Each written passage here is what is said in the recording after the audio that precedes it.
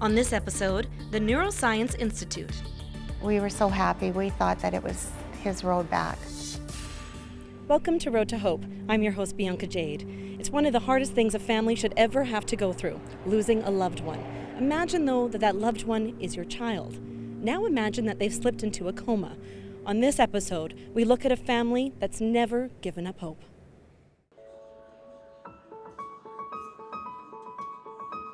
Meet Tracy Lucas, a dedicated mother of 4.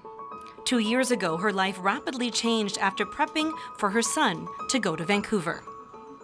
He said he wasn't feeling well, and we said goodbye, and he actually collapsed at the airport before he was about to board the plane. And they called an ambulance, and they took him to the Sturgeon. And when we got there, he went into cardiac arrest. But the wonderful doctors there brought him back, and then they told us that he had a bacterial infection, which went septic. So his heart stopped for 4 minutes, and he was in ICU for 4 months, and thankfully he made it through. Jesse is the eldest of the 4 children and was always known for being a family man. Jesse was fun-loving, popular. He had a lot of friends.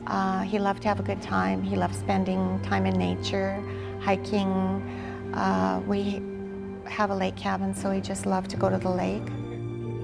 One of the largest struggles for the family is the inability to remain in contact with Jesse. They had to put him in a coma to save his life. And 2 weeks after they gave him the coma drugs, they took him off. And Jesse never woke up for 6 weeks. And he only communicated with us once, one day in ICU. When we asked him to squeeze our hand, he did. And he did quite a few times. And we were so happy. We thought that it was his road back. And he only did it the one day, and he never did after that. So we haven't spoke to him for 2 years.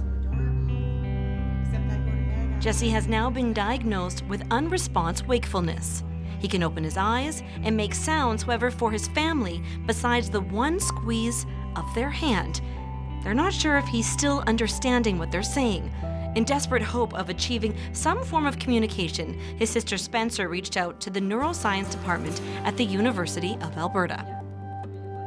She contacted me about her brother and said, well, that's our situation and we would like to do something. We would like to raise awareness and whether there's anyone she could talk to. Over the years, we realized, it's not just in the brain or the spinal cord. The brain controls the body. It's connected to every organ in your body. And if you injure the brain, it has so many consequences. And for a long time, we didn't really appreciate it. We work in silos, research silos, and an institute brings these silos together and tears down these walls that we had in between us, and now we work with each other. We have to realize that when you have an injury, there's degeneration, and then people who work in that field work with us, and then there's inflammation. We have to understand this, and then we realize that your entire body suffers from that. So now we have that connection in the Institute, and last but not least, mental health comes into play, that many of diseases and disorders of the nervous system are then accompanied by changes in mental health, depression, for example.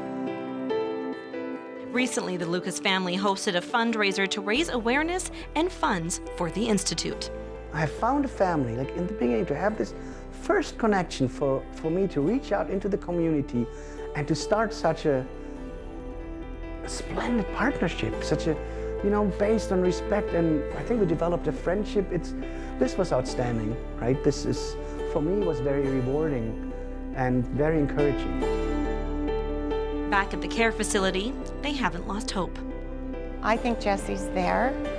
It's mother's intuition, but he'll still laugh at a joke if someone, not just me, but if someone tells a joke in the room, or if they act silly or say something funny, he'll still laugh. So those are the clues why I think he is there. Thank you so much for joining us for this episode of Road to Hope. To learn more about the work that they're doing at the U of A or the Neuroscience program, please follow the information on your screen. Thanks for watching.